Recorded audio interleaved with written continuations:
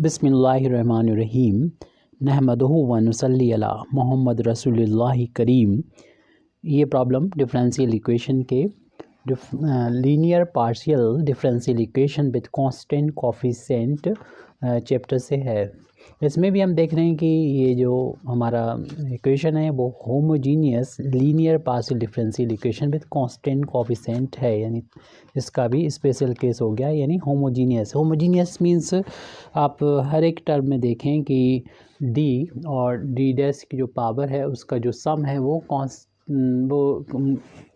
एक जैसा रहता है। जैसे 3 है तो ये 2 और 1 3 हो जाएगा, क्योंकि इसमें भी देख रहे हैं कि डी की पावर 1 और डी डैश की पावर 2 है, तो ऐसे ही ये भी 3 हो जाएगा इनका सम, ऐसे ये 3 है डी डैश। तो हर एक टर्म में जो है ऑर्डर जो डिफरेंशिएशन का है वो 3 3 है, तो इसलिए होमोजीनियस बोला है।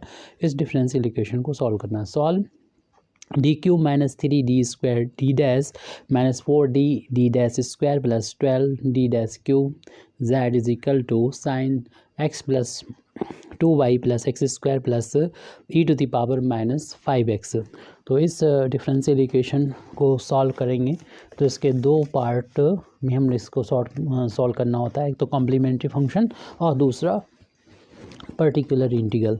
तो सबसे पहले इस डिफरेंशियल इक्वेशन को आप लिख लेंगे अपने सॉल्यूशन में। हम यहाँ पर नहीं लिख रहे हैं, हमारा ये लिखा हुआ है, आप लोग लिख लेंगे। उसके बाद नेक्स्ट कॉम्प्लीमेंट्री फंक्शन को फाइंड करने के लिए हम इस डिफरेंशियल इक्वेशन का लिखेंगे axillary equation. The axillary equation is, तो एक्सिलरी इक्वेशन जब हम यहाँ पर हम फाइंड करेंगे तो इसके लिए जहाँ z का जो कोफिशिएंट होगा d और d डैश का फंक्शन, उसमें आप जहाँ पर d नज़र आए वहाँ पर तो आप m पुट कर देंगे, जहाँ पर d डैश नज़र आए वहाँ पर 1 लिख देंगे, तो 1 से इंटू करेंगे तो यही आ जाएगा। तो -4m 1 रखने पर 1 का स्क्वायर भी 1 होता है, इंटू करेंगे यही रहेगा प्लस का 12, और डी डैश की जगह चूँकि 1 रखना है तो 1 का क्यूब 1 होगा और मल्टीप्लाई करेंगे 12 इंटू 1 12 हो जाएगा, और इसको 0 के बराबर रख देंगे। ये इस डिफरेंशियल इक्वेशन का एक्सिलरी इक्वेशन है, जिससे m की वैल्यू हम लोग फैक्टर करके भी फाइंड कर सकते हैं। इनमें से हम कॉमन ले लेंगे, यहाँ से कॉमन ले लेंगे, देखना है कि m स्क्वायर कॉमन मिल रहा है तो m माइनस का 3 बचेगा, और यहाँ से इन दोनों टर्म में से -4 कॉमन मिल रहा है तो m माइनस का हो जाएगा 3 इज इक्वल टू 0, और माइनस से ये दोनों टर्म अलग हो रहे हैं और इसमें m-3 दोनों में कॉमन है। m-3 को यहाँ से जब हम बाहर लिखेंगे, कॉमन को बाहर ले लेंगे तो बचेगा हमारे पास m स्क्वायर माइनस का 4 इज इक्वल टू 0। इसके भी फैक्टर हम कर सकेंगे। m-3 ये m का स्क्वायर है और ये 2 का स्क्वायर है, और एक ब्रैकेट में ऐड हो जाएगा, दूसरे में सब्सट्रैक्ट हो जाएगा, मीन्स m+2 हो जाएगा, और m-2 इज इक्वल टू 0। यहाँ से m की 3 वैल्यू मिल रही है, m is equal to 3, m is equal to -2, m is equal to plus का 2। तो m की इन वैल्यूज़ को देख कर हम कम्प्लीमेंट्री फंक्शन को लिख सकते हैं, जो देखने में हो सकता है आपको अलग अलग नज़र आए, क्योंकि जो फंक्शन है वहाँ पर हम आर्बिट्री फंक्शन f1 ले रहे हैं, हो सकता है कोई f1 ले ले, और कोई हम इस 3 को पहले यूज़ कर रहे हैं और कोई इसका यूज़ कर सकता है, इसका यूज़ कर, तो इससे कोई फ़र्क नहीं पड़ता, हमारा ये कॉम्प्लीमेंट्री फंक्शन इस फॉर्म में होना चाहिए बस। तो इसके लिखने के लिए y प्लस कर देते हैं, मतलब जो भी m की जो वैल्यू का साइन है प्लस का है तो प्लस आ जाएगा, 3 लिख दिया और उसमें x से मल्टीप्लाई कर दिए। ये पहला फंक्शन इसके m इक्वल टू 3 के करस्पॉन्डिंग आ गया। m इक्वल टू -2 के करस्पॉन्डिंग फंक्शन लिखना है तो 5 लिखेंगे, 5 के बाद तो उसमें y और ये भी साइन है माइनस है तो माइनस का 2 लिख के और x से मल्टीप्लाई कर देंगे, ये हो गया इसका। इसके बाद में 3 लिखना है तो y तो आएगा ही, उसके बाद में ये इसका डिफ़ॉल्ट साइन प्लस का होता है, 2x कर दिया, x से मल्टीप्लाई कर देंगे। इस तरीके से ये कॉम्प्लीमेंट्री फंक्शन यहाँ पर आ चुका है। अब हमें फाइंड करना है नाउ पर्टिकुलर इंटीग्रल, और चूँकि ये 3 पार्ट में बटा हुआ है, यहाँ पर 3 अलग अलग फंक्शन है नेचर के, साइन x प्लस 2y एक फंक्शन, दूसरा ये प्लस करके x स्क्वायर अलग फंक्शन है, और इसका नेचर अलग है e की पावर -5x का। तो इसका इन तीनों का हम अलग अलग करके निकालेंगे, एक ही में निकालेंगे तो काफ़ी बड़ा हो जाएगा, तो इसलिए हम अलग अलग उनको फाइंड कर रहे हैं।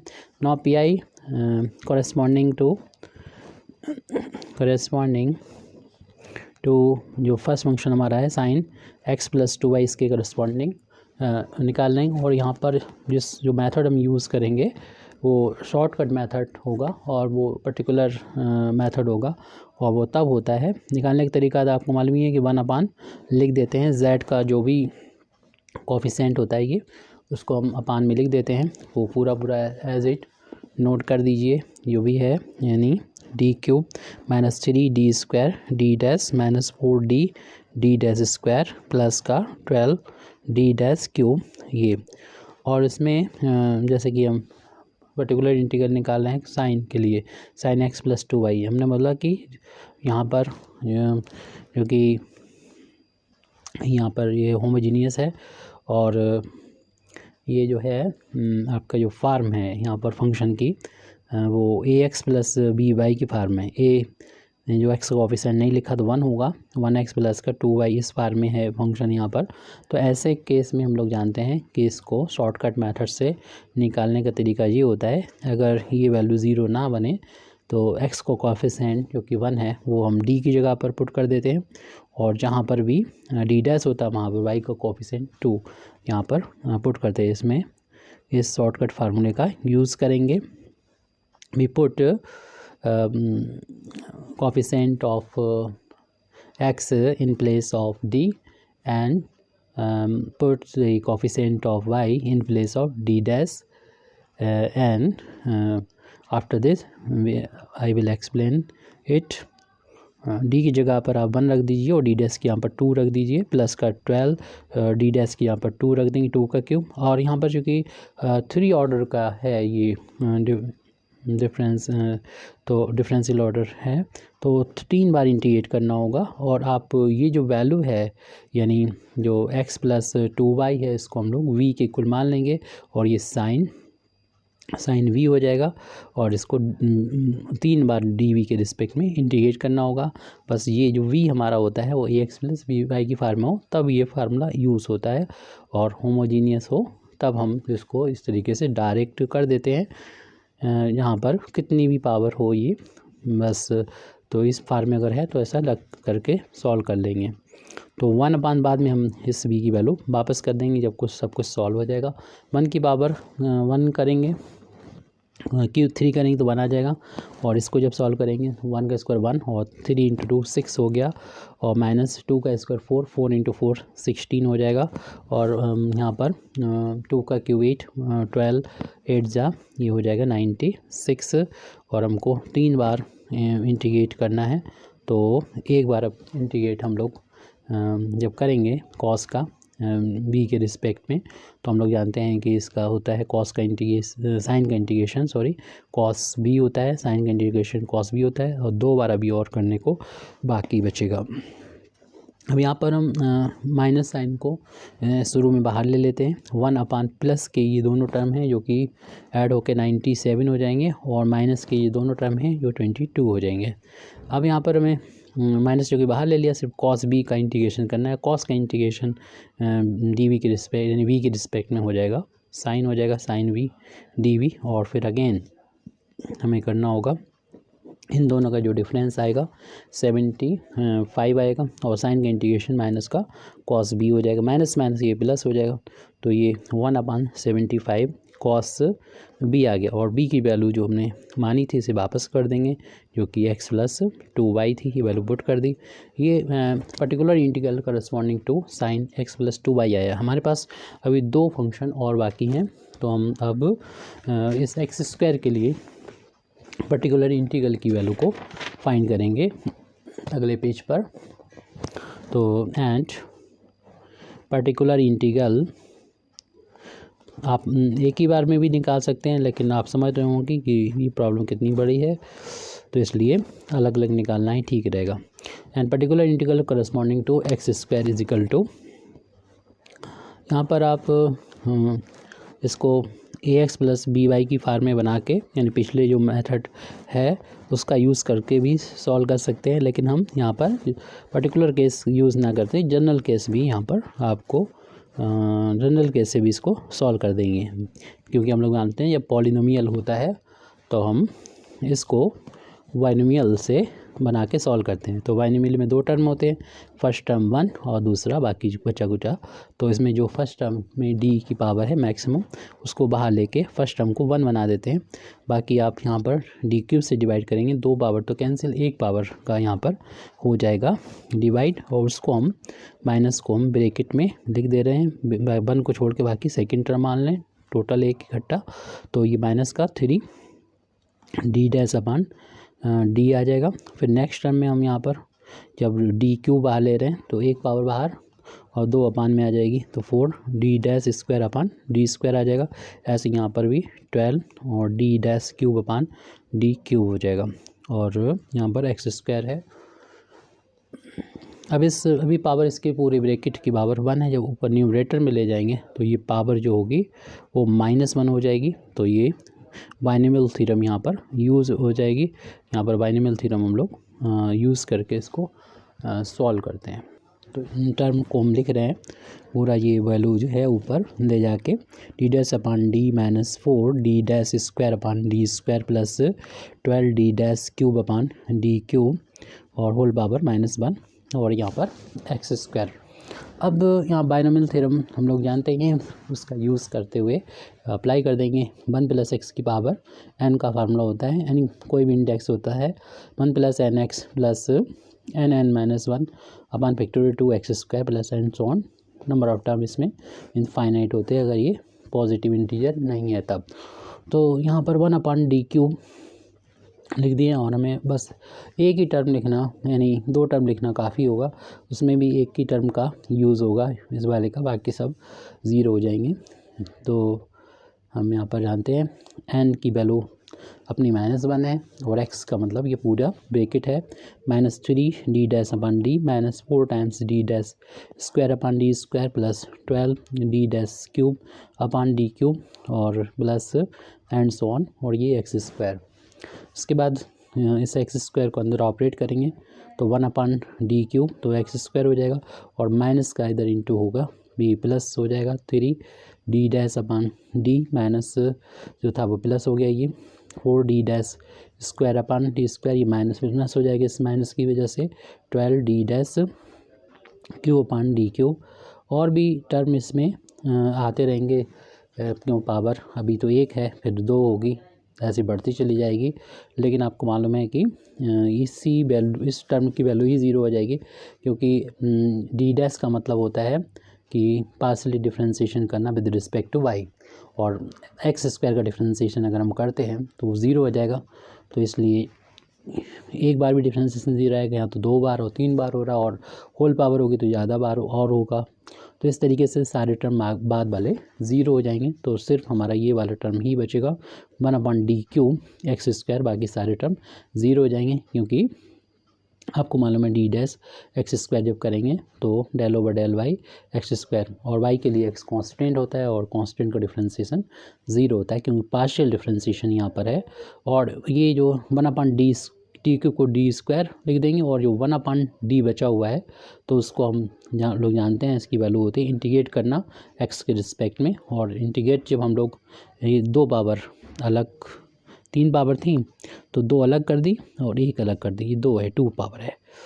तो 1 अपान डी स्क्वायर और यहाँ पर एक्स स्क्वायर का इंटीग्रेशन हो जाएगा, 1 पावर बढ़ जाएगी यानी 3 हो जाएगी, अपान में 3 इंटीग्रेशन कैसे करते हैं हम लोग जानते हैं। 1 अपान 3 को यहाँ पर बाहर लिख लें, और ये डी स्क्वायर इस 2 पार्ट में दोबारा से बांट दें, 1 अपान डी अलग और 1 अपान डी अलग, और इसमें एक्स क्यू का आपके हमें एक्स क्यू पर ये 1 अपान डी ऑपरेट करना है। और हम लोग जानते हैं कि 1 अपान डी का मतलब होता है इंटीग्रेट करना ये एक्स क्यू का एक्स के रिस्पेक्ट में। तो इंटीग्रेशन जब करेंगे तो एक्स की पावर 1 बढ़ जाती है, यानी 4, अपान में भी 4 आ जाएगा, 1 अपान 4 बाहर रह जाएगा, कांस्टेंट है ये। तो ये वैल्यू चल रही है 1 अपान 3 इंटू 4 और 1 अपान डी एक्स की पावर 4, तो यहाँ पर तो 12 हो गया, 4 इंटू 12, और 1 अपान डी का मतलब इंटीग्रेट करना एक्स की पावर 4 का एक्स के रिस्पेक्ट में।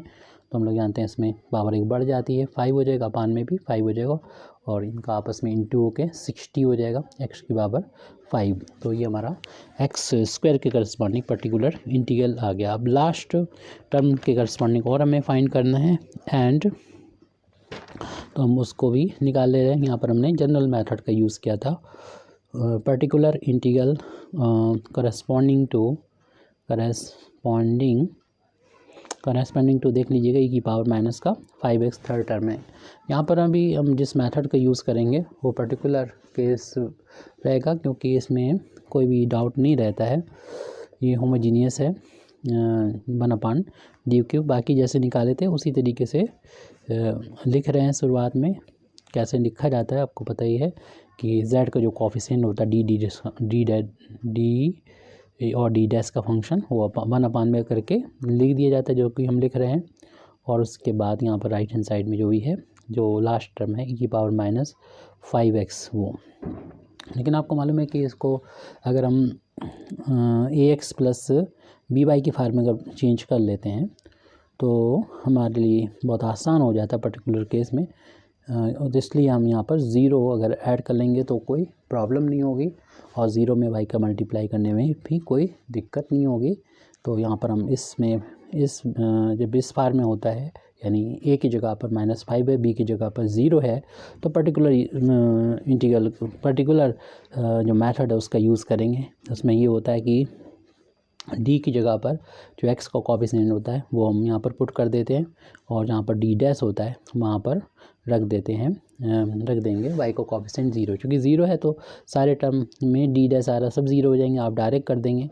हम यहाँ पर आपको लिख के दिखा दे रहे हैं, आप इसको ज़रूरी नहीं लिखें क्योंकि सारे टर्म ये 0 ही हो जाएंगे। तो अब इसने अपना काम कर लिया, आप इसको ना लिखें, आप सिर्फ e⁻⁻5x जैसा रहे वैसा लिखें। हालांकि ये फार्मूला भी आपने जो साइन वाला था 3 बार इंटीग्रेशन करने को होता है, लेकिन आप लोग जानते हैं कि इसको जब हम b लिख देंगे और 3 बार इंटीग्रेशन करेंगे तो कितनी बार e की पावर का इंटीग्रेशन करेंगे वही रहता है। इसलिए हम लोग इसको डायरेक्ट जो फंक्शन होता है e वाला तो उसको एज इट लिख देते हैं। आप लिखना चाहें लिख सकते हैं, आंसर आपका तो वही आना है, इतना ही रहेगा। और इसमें चूँकि ये v कर दिया जाता है तो ये कोफिशिएंट v आप जो सोच रहे होंगे वो भी नहीं आएगा अपान में, क्योंकि वो इतना नहीं लिखा जाता है। जो भी आपका ये है उसकी जगह पर v एक वेरिएबल हो जाता है और उसी v के रिस्पेक्ट में इंटीग्रेट करना होता है। तो सिर्फ एज इट इज़ को लिख दिया जाता है in case of e⁻ax plus by के केस में वही फंक्शन यहाँ पर आ जाता है जो यहाँ लिखा है। चेंज जो होगा यहाँ पर आता है, ये आप जानते भी होंगे। तो माइनस का क्यूब माइनस होता है और 5 का क्यूब 125। बाकी चूँकि सभी में 0 है, 0 के स्क्वायर भी 0 होता है और 0 से मल्टीप्लाई करेंगे सारे टर्म जो होंगे वो बाद वाले 0 हो जाएंगे e⁻⁻5x। तो इस तरीके से ये माइनस यहाँ पर लिख सकते हैं 1/25 e⁻⁻5x। तो हम कह सकते हैं दी कंप्लीट सॉल्यूशन जो हमें डिफरेंशियल इक्वेशन दे रखा था उसका कंप्लीट सॉल्यूशन, यानी z = कॉम्प्लीमेंट्री फंक्शन और प्लस पर्टिकुलर इंटीग्रल करके हम लिख सकते हैं। यहाँ पर कॉम्प्लीमेंट्री फंक्शन शुरुआत में जो भी आया था उसको पीछे देख के आप लिख देंगे। 5(1) y प्लस का 3x प्लस का 5(2) और यहाँ पर है y माइनस का 2x प्लस का 5(3) जो हम लोगों ने पहले कॉम्प्लीमेंट्री फंक्शन फाइंड किया था वो हमने लिख दिया। उसके बाद पर्टिकुलर इंटीग्रल जो कि तीनों टर्म का अलग अलग है, आप फिर यहाँ पर ऐड करके सबको लिख देंगे।